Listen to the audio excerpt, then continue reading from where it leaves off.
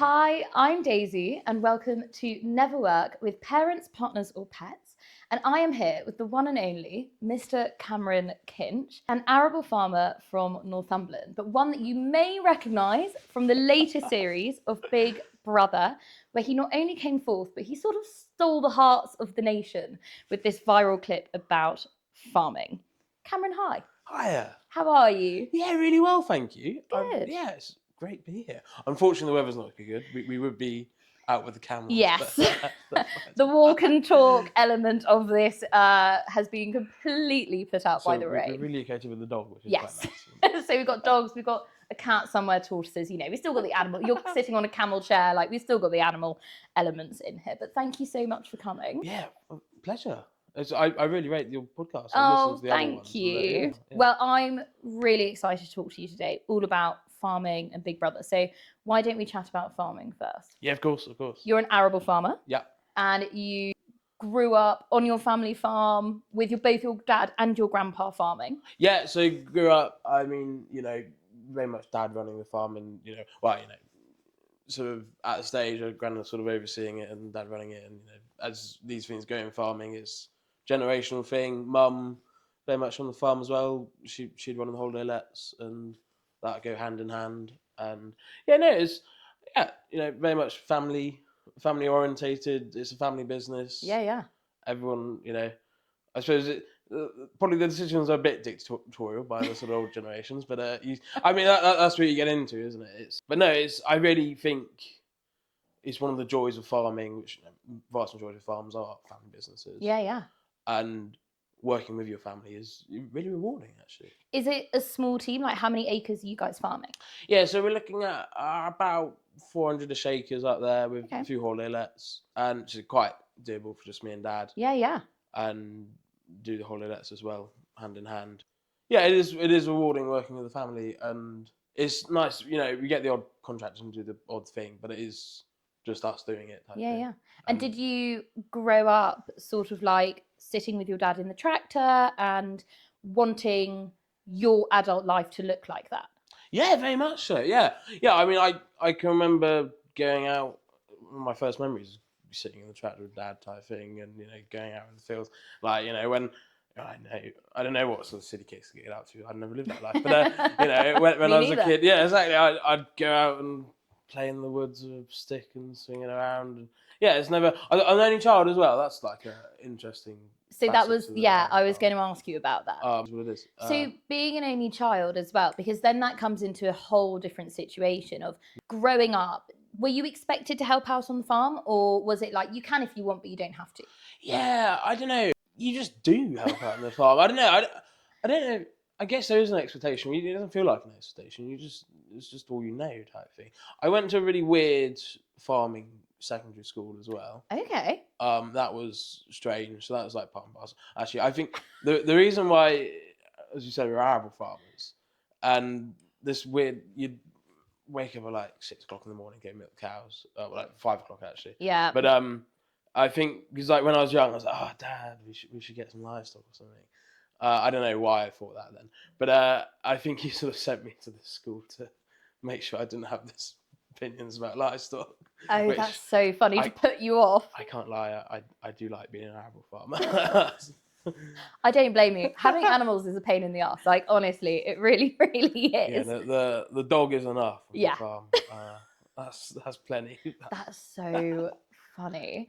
So when you left school, did you then go and work for your parents, for your dad full time? Yeah. Went to Ag College at Hartbury, and then come straight back onto the farm. Been the last 4 or 5 years. Okay, wow. I haven't really known anything else, to be fair. Just farming with the old man, and that's been about it, type thing. Okay, and day in, day out. Yeah. All of it. Yeah, all of it. Yeah. I tell you what, I think. The podcast is about why do you farm with your family and everything. Yeah, of course. We sort of very much molded it I'd do all the cultivating, I'd do all the topping, and he'd do all the drilling. So he'd do the slightly more important stuff. So, but I think that's a good way of doing it actually, because you sort of divide and conquer rather than. Yes. I see a lot of friends that have, within the farming industry, and it's both the brothers that farm. All siblings. But there's sort of two of them, and I think when they sort of don't like divide and conquer type thing, then they sort of start to fall out. Yeah. I think it like quite works well. The sort of if it's in the same generation, they're both farming. Works quite well if it's a sort of mixed farm. Yeah. Like one sort of sibling does the arable, one sibling does, I don't know, the beef or something like that. Yeah, yeah. It can be, you know, it can be a really tricky one with an ag at the minute. It's Yeah. there's a lot of farmers that sort of fall out, quite a lot within families, as we all Absolutely. know. Yeah, 100%. And I think there's a lot of pressure sometimes as well. I mean, not only just now because of what's going on, but like I think in general, it feels like a bit of a pressure cooker sometimes, you know. And I don't know if you found this, but I've certainly found it in the past where if you make a mistake in your family business, it's not just like silly you, move on. It's like it's a big deal. Yeah. Do you find that as well? Because they expect you to know what they do. Yeah, a little bit. Yeah. And there probably is an element of like, this is how we do it, and this is how we wish to do it. And I think, like in arable farming, you have to plant seeds. I think you got to plant seeds in the mind as well of the older generation. I don't think it ever quite works. Well, in my experience, it never quite works going with them, because you got to remember the old generation. They've been there and done it. Yeah. And obviously, the younger generation is going to come on the farm with new ideas. Yeah. What they want to do. And I think you got to like slowly. You can't go in there. You know, farming's a long-term thing. Yeah. Just slowly listen to sound advice. Okay. Sort of. Don't try and bulldoze your way in. Yeah, that's it. Yeah, it's just you want to rock the boat slightly, but not massively rock the boat type thing. If you know what I mean. Your dad and your grandpa, do they have the same relationship as you and your dad do when it comes to like farming? That's interesting. I think it's probably slightly different because Dad's one of three. Oh gosh, okay. I'm an only kid, Yeah. so I think it is like, obviously we've got uncle and he farms as well. So okay. Oh gosh. Okay. So that is slightly different as well, I think. Yeah. Yeah, it's an interesting relationship. There's quite a few times when I've like really disagreed with Dad, and like, I've gone above Dad and just gone to Granddad. I can't lie. Love that. Go to the top. You do need to occasionally do that. But, of course. And it is, you know, very much nowadays. It is like it's all Dad's down to Dad, I think. Yeah. Granddad sort of, he's there and he just sort of looks on and might tell you when you're making a mistake, but okay. Do you think then maybe like your dad coming at you with the divide and conquer approach, or you guys coming up with that together? Do you think maybe that's because he potentially didn't have that approach with his dad? So he's like changed his view of how to work with his son. Yeah, I do wonder. Obviously, he was sort of farming with his brother, so I wonder if that's a different upbringing. 100%. And, you know, it's different ways of doing it. It's never like a conversation, the whole divide and conquer. It just sort of naturally happened. I think, you know, Dad was like, oh, you go do this, and then he said he didn't do that type thing, and I just did it all. Dad said he just didn't do the topping, and I just did all the topping, for example. And it's farming, it can be really quite hectic at times, and you just sort of get into your jobs and you just do it, don't you? You just crack on. Yeah, exactly. Yeah. Did you ever consider working for anyone else? I tell you what, if I hadn't done Big Brother this year, I was going to go to a farm in Knowles and do a harvest there. Yeah. So I've got a slight urge to just go see what another farm does. But it's weird because you do sort of feel a bit of pressure to sort of come back on the farm. But yeah, I think it would do good working on a farm. I think you get into your bubble, don't you? A little bit, yeah. And your sort of your world becomes, you know, your 5 square miles of wherever you are. Yeah.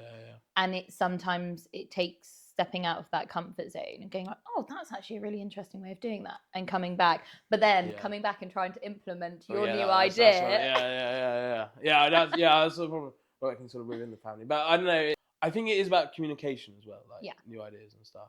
That is the sort of be all and end all, like just communicating, taking it on the chin if it's sort of a no type thing.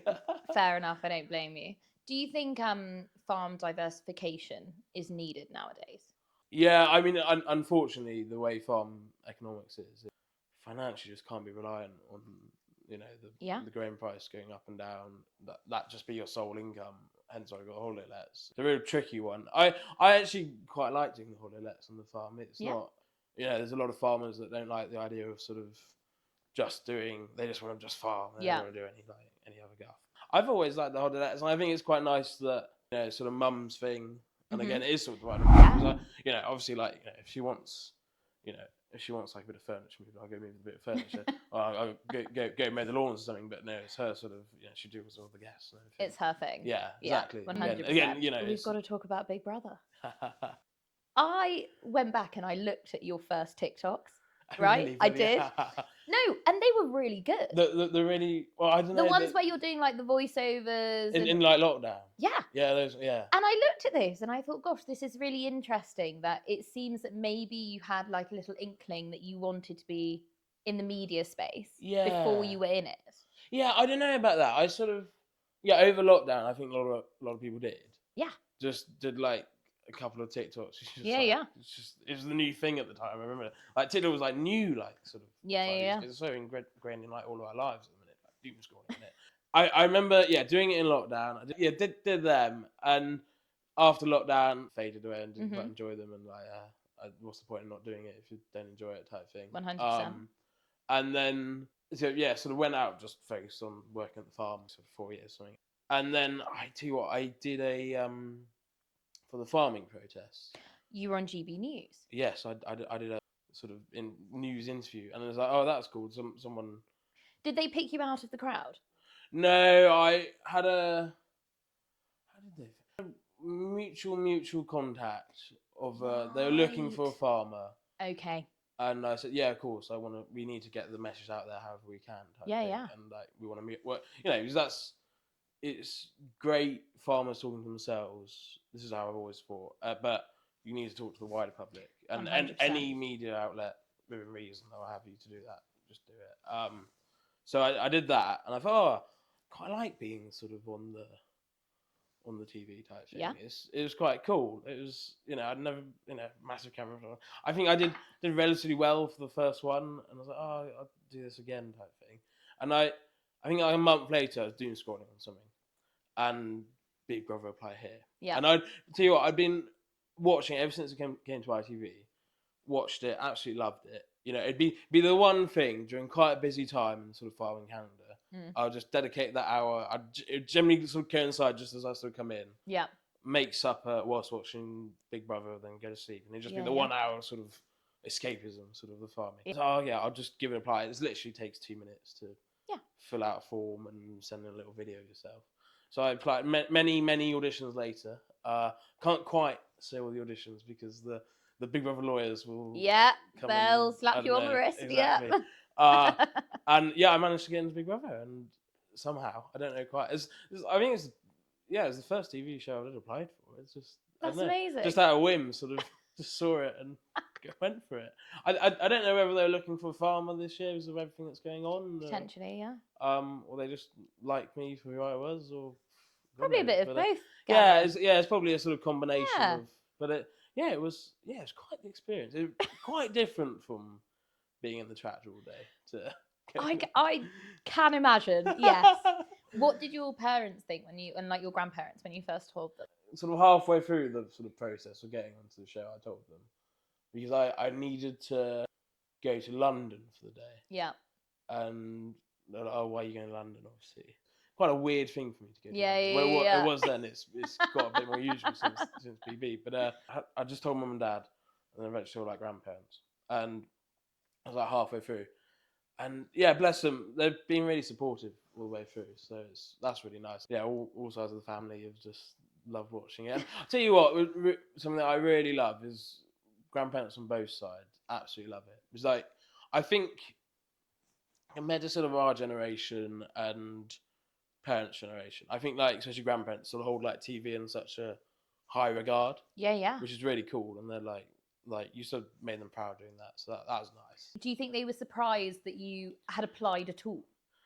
Yeah, they're a little bit shocked. Admittedly, Grandad thought he got confused in Love Island, and like not quite getting on Love Island. Don't quite qualify in many ways. Oh my god! I think if I told my grandparents I was going on Love Island, they'd probably have a heart attack. That's so funny. I don't know how he got.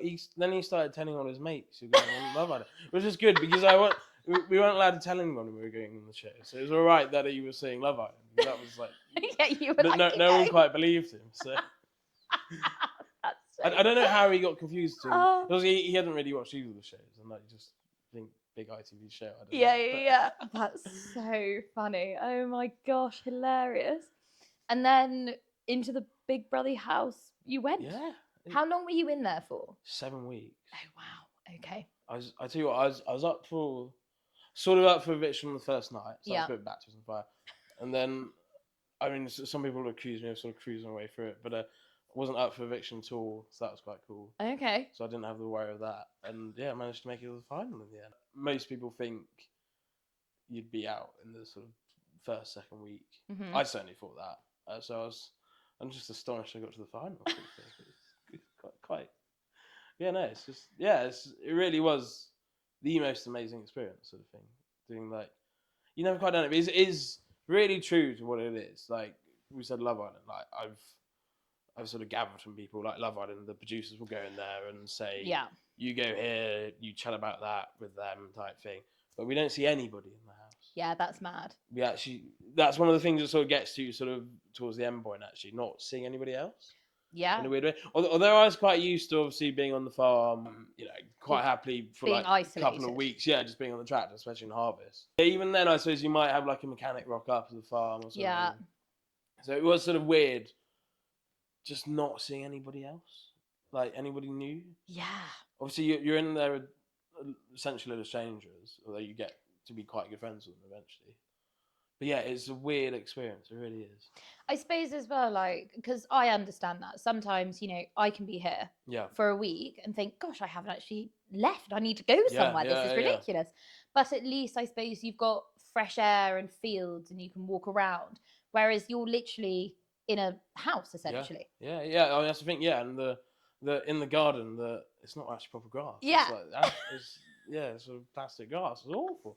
But actually, to be fair, it would be a boggy mess. But True. It's like a small little bit, and you can, if you could sort of stand on the sofas, you can just see a tree in the distance. That's the only bit of nature you can see. You can occasionally see a bird. One of my favourite points was when I was sitting in the garden and I saw a parakeet fly over the house. Yeah. It was great. It's like, so I had heard there in London. I was like, oh, this is awesome. That's quite cool. I came running into the house telling them, oh, I just saw a parakeet. And they're like, what is that exciting? Was it what you expected it to be? Yeah, for the most part. I thought there'd be more. I thought people would sort of not get on as much as we did in the house. Okay. I thought there'd be more. How do I put this? Obvious, like, arseholes to begin with. Anyway, like polarizing. Yeah, people. I mean, towards the end, you learn who you don't like and who you like, sort of thing. But certainly to begin with, like, you all get on quite well. Yeah. It sort of shocked me how well we got on to begin with, and how well we sort of did gel as a house for the most part. Do you think as well how much like common ground you found? Yeah, that's it. Yeah, it's mad. It was being put in a house with 16 strangers, that people from all walks of life. Yeah. And that's been a really nice thing. I've made some real good friends with life. Yeah. It's like obviously Jenny I made friends with, and probably never met a Northern Irish girl. Yeah. Silly Northern Irish girl, and now we're sort of best mates. And like Zila, I'd never met a sort of trans guy before. Yeah. And again, now we're best mates. So it's a really weird experience, like meeting all these people and just getting along. It's really nice. Actually, it's quite confirming to the sort of world that people can get on from whatever background they come from. Do you think as well that maybe it's like changed your opinions a little bit? Maybe you because being in the countryside, you, especially being like a full-time arable farmer, you have a square mileage probably that you don't leave much because you just don't have the time or the opportunity. And so do you think it's like you might have had like opinions of certain topics in your head or whatever, and it's completely changed your perspective of certain things? Yeah, I know. I like to think of myself fairly open-minded anyway. Okay. I'm very much of the opinion again with like the farming thing. You should try and get out of the bubble. Yeah, the bubble, the county if you can. Yeah. At least once a month. Okay. I think that does you the world of good. Yeah. Certainly, like first couple of years, I probably didn't do that as much as I should, and I was a lot better for it when I sort of figured out I needed to do that type of thing. Yeah, and, like, yeah. go around a bit more. Like, even it's just like a little day trip somewhere. Yeah, yeah. Just sort of getting off the farm for days can Love do that. the world of good. Has it changed my opinion? I honestly don't know, to be fair. Okay. I think it's just opened myself up to new ways of life more than changing my opinion. Gain new, like, stuff that happens in the world more than, like, I don't think he had a lot of opinions about that sort of stuff anyway, to be fair. Yeah, yeah, yeah. I don't know. Yeah, it's a hard one to describe that, actually, that one. Well, it's just so weird because I mean, I feel quite privileged in what I do that because we go to a lot of places with the camels, we meet a lot of different people. Yeah. But I have certain friends who don't do that. Yeah. And so maybe they don't even know how to like interact with certain types of people, you know? Yeah, I know. I really thought about going to the house. I just thought going with an open mind, just see what people are like. I think that's I'm going to continue doing that in life. So Yeah. that's a good life lesson, I think. That I definitely think that's the best way to look at it. Just take everyone as they come, assess them how. Don't sort of prejudge anybody. I think it's a good way of sort of looking That's at a that. very nice way of looking at it. Were you nervous at all going into the house? It was one of the most frightening things I've ever done because you're sort of put in what they call lockdown for 3 days before going in the house, where they take your phone away with you immediately. Oh my god! Yeah, for the 3 days. So they sort of like acclimatize you to it a bit, and you see like the odd producer then will like come and get you to sign something or get you to fill out a questionnaire. So that's literally all you have for like those 3 days, and like we're all staying in this hotel, but we have a sort of I guess a chaperone, I think they were called.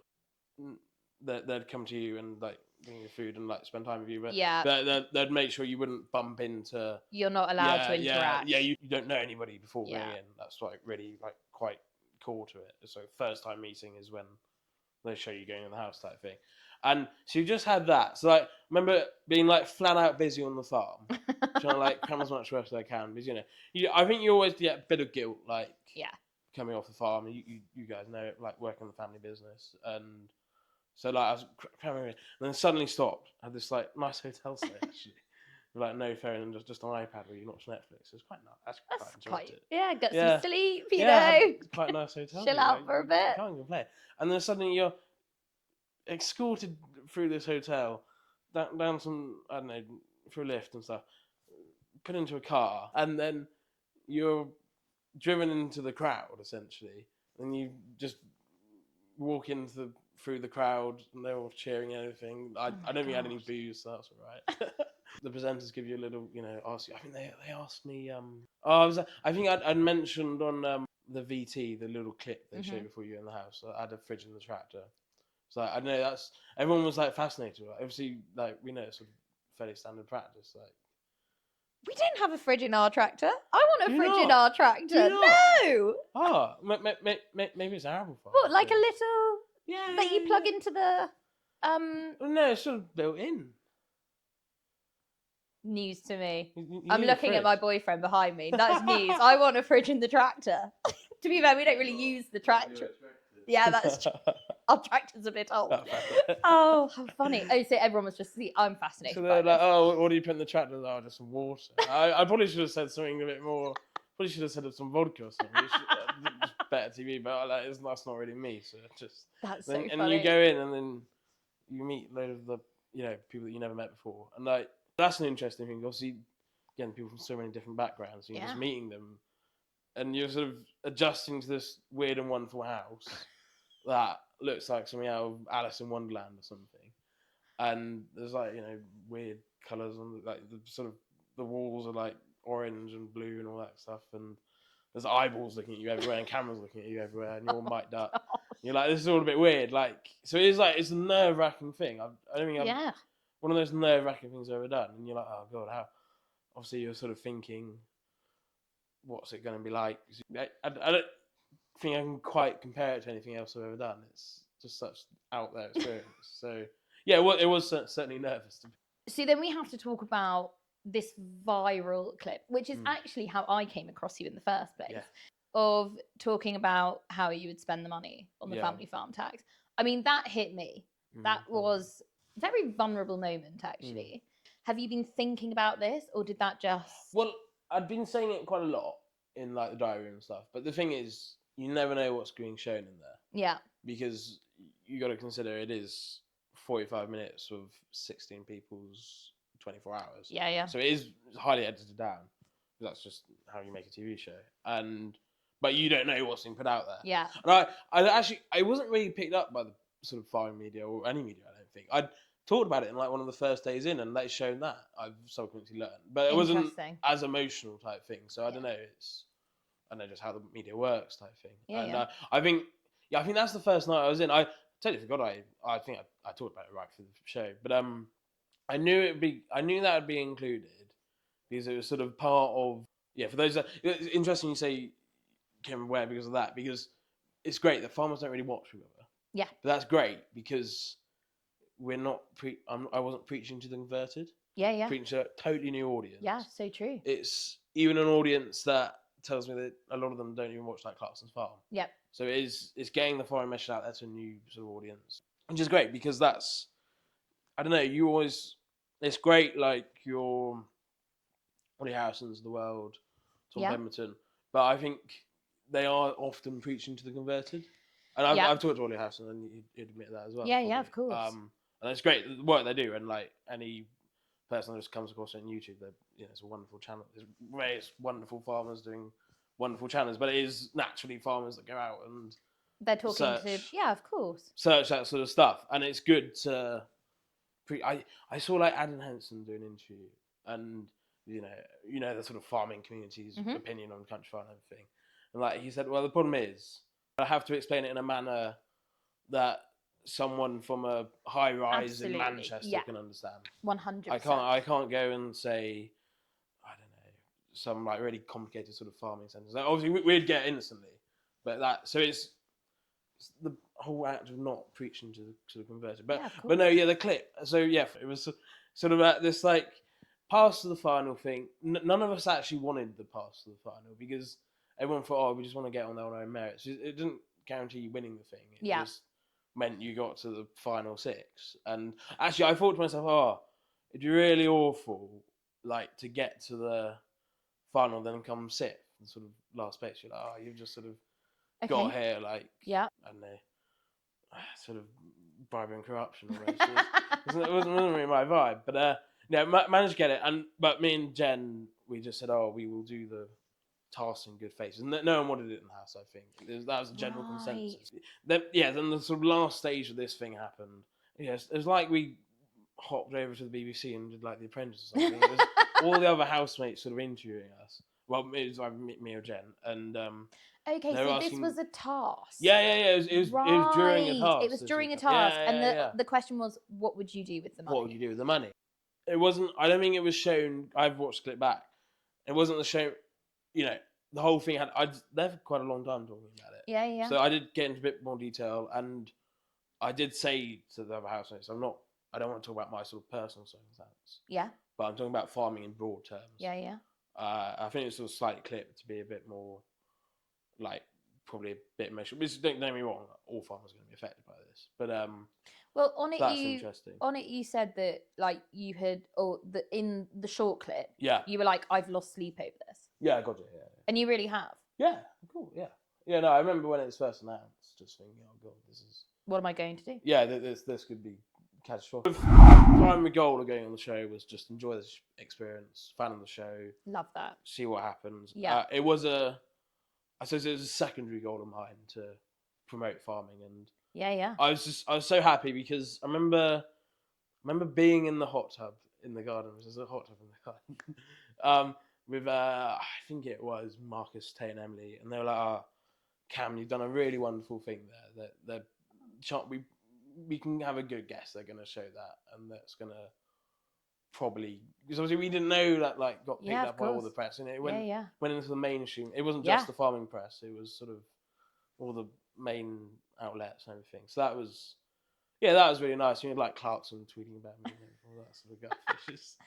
I think what was really nice about it, Cameron, was the fact that, we've heard a lot of people talk about the inheritance tax and how it's going to affect them, but no one's really spoke spoken about it emotionally, Yeah. and like how it's not just the fact that like it's the farm, it's like actually what it's going to do to us as people. Yeah. And I think that's why it connected. Yeah, and I think it's important to note, like, this podcast is about family businesses. Mhm. It's affects many other family businesses that aren't just farming. It's, So many. There's many a, independent hotel that's, accumulated assets that Yeah.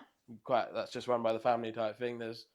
I'm sure I can come up with other examples, but it is, such a wide ranging thing, this new policy. But we'll see what happens with the government. It's an interesting. Yeah, I think it's going to be a long old road. Yeah. But going on from that as well, I went through all the TikToks, Cameron. I was like, I'm going to do my research here.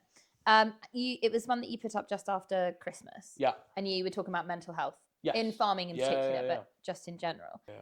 What's your own like journey within this space? Yeah, certainly. I remember coming back onto the farm, like a couple of years in, just being like really low, like for whatever reason, just being flat out on the farm. I hadn't seen mates for like ages and ages. And you're like, it's just like, you just get really down and it's not very nice. And I remember having a couple of like what I call bad years for various reasons. Like just life hits you as it does everybody. And I remember just thinking at the end of a couple of years, like, oh, I had a really crap year. Let's get the next one to be better. And it wasn't always the case. The next one was better type thing. Yeah. But I have to say, I've had the most phenomenal 2025. I'm a sort of believer in you have good years, you have bad years. Mm-hmm. That's just life, and you got to make the most of the good years type thing. Yeah. And you got to enjoy the good years, and you got to live for the good years type thing. When you're in a sort of bad slump, Your social media has just blown up since you've come out. Yeah, it's been mad. Well, as I said to you before, I did the whole like weird TikToks in lockdown. I had 1,000 odd followers. Yeah. On that, but that'd been dead for like years and years and years. And I think 60 people following me on Instagram. It's not really like a world that I'm very new to the whole like social media. Did sort of live like a slight sort of hermit. And then it's blown up. It's nearly like 30K or something. Which I know it's just incredible, and the reception I've had from coming out of it, because I thought I was hated. Because again, for the people that haven't watched the show, first night I was one of 5 that was up for eviction. Okay. And then throughout the whole show, that's all I had to sort of go off, because I was never then up for eviction again. So I never actually had like a public vote. Yep. Before like the very last vote. So I thought, that's the only thing. Your mind just goes there, because your mind goes weird places when you. Yeah. Well, you're not really doing anything. You're just left to your own thoughts and like random, weird, and wacky conversations. So I just thought, I'm just hated. I'm just going to enjoy the experience. And that's all I just thought, going into it, be myself, enjoy the experience, and that's all I ever did do. In the end, it always gets better for whatever reason. True. Yeah.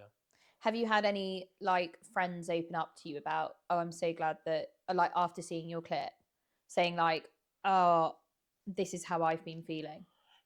I don't know about friends actually. And I had a lot of farmers come and say that was really great.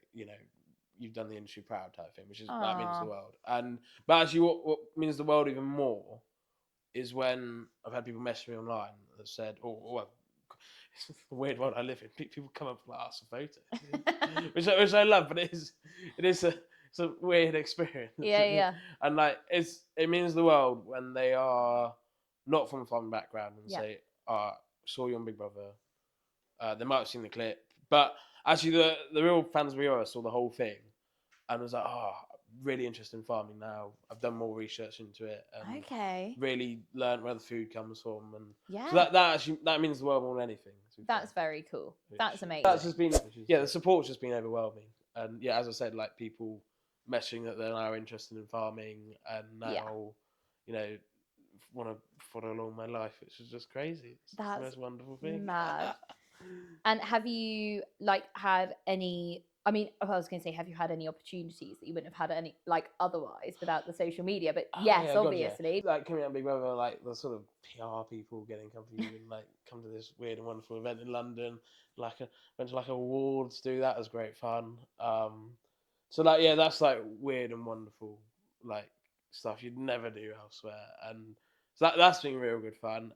I'd love to make it more concrete. I'd be very honest about it. I'd love it. sort of doing the Big Brother experience really made me think. It wasn't really my. I guess it was. I thought I'd like to do a bit more TV after doing the news interview, but like doing the Big Brother experience really made me think I'd love to do more stuff in TV. Okay. It's an interesting world to get into. Yeah. I'm sort of learning it. It's a lot more of a Wild West than what farming is, ironically. uh, it's sort of, I know it's just sort of cracking in there. It's but I'm gonna certainly try and see what I can do with that. What's your have you got any goals for this year? I don't know. In some way, I'd love to top the last year, but that's going to be really hard. Yeah. Because obviously, I did the show, and again, speaking about how you're sort of in your bubble, in sort of, on the farm, and I broke out of the bubble. I'd never been abroad before until last year. Yeah. And me and my mate did a road trip in America. Amazing. That happened in the same year as Big Brother, and it was just the most phenomenal experience. It was equally as amazing as Big Brother was. Actually, I loved it so much. Yeah, it's going to be a tall order to the top last year, but I'm going to give it a good go. Okay. I'm looking forward to what the future holds. See Yeah. what happens. I'm just like, I know I see a lot of people saying online like you should feel free to say no to stuff, sort of thing. But I don't know. I'm just currently, for whatever reason, just in the mode of say yes to everything, every opportunity. 100%. Take it as it comes. Yeah. Yeah. Ride the wave. Exactly. Yeah. It's Gotta do what you gotta do. Yeah, and see. Yeah, so see what the future holds. I don't know what it holds, but hopefully it's exciting. Oh, Cameron, I love that. And do you know what? For such a young farmer, literally, I think you have got such an open mind.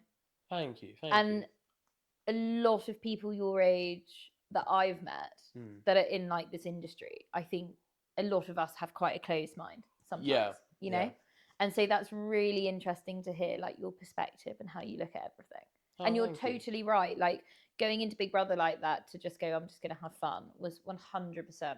Yeah, exactly. Yeah. The only way, actually, I think you can have a positive experience. I mean, just enjoy the experience. It's realistically, it's bar if you're Farida. She was in a couple of seasons ago. She then came back this season. But bar if you're Farida, you're not going to do it again. So it just. One thing I loved about it that is probably good advice for everybody in life at the minute: just no phone. Yeah. If you can like just put your phone down, I don't know. It's weird because I ended up having just no phone for like 7 weeks with Lush, but then coming out of the house, like the current world I sort of live in, I don't know, whatever I do, you sort of need to have the phone on you all the time with like socials and stuff. Oh my gosh, it sort of goes from one extreme to another, but that no phone thing is lovely. I see why you sort of hear like weird and wonderful celebrities like paying short amount of money for like a detox or something. Yeah. That was a nice part about the experience, I have to say. And you just, I know, because you form such strong bonds with people. Yeah. Because you sort of, I know you're in that house for 24/7, and you have no other distractions. Whereas you think you're really good mates, you might see them, I don't know, people live interesting, wonderful lives, but you might see them for like, I don't know, 4 hours in the pub on a Friday night. Yeah. Something like that, once a week, which is great. But when you're living with people so long, although we were sort of strangers, it didn't take a lot of time to like form really close friendships. And it wasn't until like people asked me, "Oh, did you get bored?" Not until the sort of like last few weeks, because that's when we sort of found literally everybody's dog's name type thing. Literally know everything about everything. I probably know more stuff about some of the housemates than what I do with some of my friends that I've been friends with like for 5 years. Oh my gosh, yeah. It's as you just end up chatting absolute sort of. I don't know. I was gonna say rubbish, but not rubbish. It's like actually quite in really good conversations, but you end up just talking about anything and everything. Yeah. That's all you have to do. And I remember like having. I highly doubt it was shown, and from what I watched, it wasn't shown. We'd have like me, Tate, and Marcus. I would have like 5-hour-long history chats. Just obviously that's not great television. I'm probably not going to show that, but it's that. So like you do just like chew the fat. And it's a really nice experience in that way.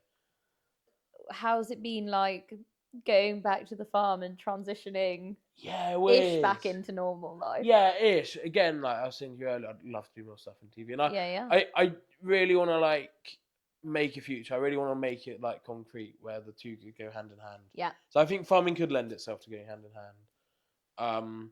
But we'll see. Again, it's a tricky industry to get into. But yeah, it's been just it's been weird like doing like the farming jobs again, and it's like I did a little. But you can sort of make it hand in hand. Like obviously, arable farm. There's nothing too interesting going on. It's like I did a little video of me doing a bit of drainage, sort of. Yeah. Which is good though, because that is the nuts and bolts of farming. Yeah. And it's the everyday. Yeah, it's what people probably don't see even off like your Clarkson's farm. I don't mean they even show the drainage quite. No. But it is it's been weird like climatizing, and I don't know, was there any like weird shocks? It's weird. It does. A couple of us have said it. It does feel like a bit of a fever dream now. Because it's been I don't know, a couple of months or something like that now. It does feel like because I'm just getting bar like I was never going to be doing something like this. Something as cool as this, sort of before going to the house. But bar sort of stuff like this, you do sort of get into normal life. I'd say the weirdest, probably the worst thing was sort of adjusting to sort of sleep patterns back on the farm. Oh yeah. Because they put us to bed at I think 4:00 was the 1 to 4:00 in the morning type thing, and they'd wake us up at 10 or 11. Obviously that doesn't quite. God. That's sort of the exact opposite to farmers' bedtime and wake up time. Wow. So that my sleep was buggered for a few weeks. Over the Christmas break, that sort of I think it's adjusted back. Yeah. Quite nicely, but that was one of those weird things coming out of that. Oh my, that's so rogue. Wow. Cameron, this has been so interesting. Thank you so much. Honestly, it's been an absolute pleasure. It's been great. Well, I hope you guys have potentially learned a little bit more about Cameron here and the Big Brother process, and hopefully about farming. And any last piece of advice? Ooh, yeah, go in with an open mind to everything. Even within farming, within the outside world, just think about stuff. With the sort of as the family business angle, plant seeds like you would do on the farm. In many ways, I think that's the two good bits of advice. I think the planting seeds is a really good bit of advice. Go in slowly, let them grow. You got to work together, right? Yeah, exactly, and communicate. 100%. Yeah. Cameron, thank you so much. Pleasure. It's been wonderful. Amazing. And we'll go outside in the rain in a moment and go see the camels. See the camels. Bye, guys. See you next time.